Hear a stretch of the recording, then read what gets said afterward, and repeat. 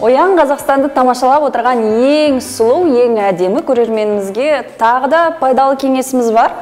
Қайырлы таң. Шаштан бантик жасаймыз. Екіге бөлеміз.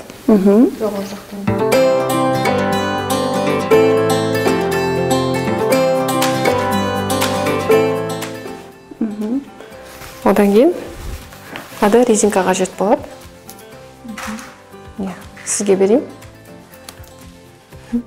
Осында Буамыз. бір рет буасыздар, екінші рет барлығын до конца буамаймыз. Мынандай қалдырамыз, қараңыздар жерге. Мынандай қалдырамыз. Дәл ортасынан екіге бөлеміз. Одан кейін бет жағын емес, қараңыз, бет жағын емес, астыңғы жағына бұны фиксировать етеміз невидимкамен. Сізге берейін. Жақсылап қадағаймыз үш жағынан. Барынша невидимканы көрсетпей тағуға тырысамыз.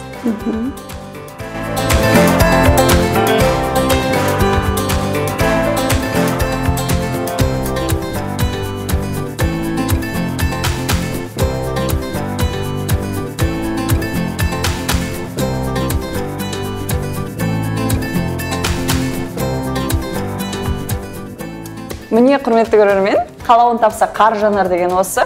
Шаштың өзінен бант жасау дегеннің осыншалықты оңай екенін мен білмеппін.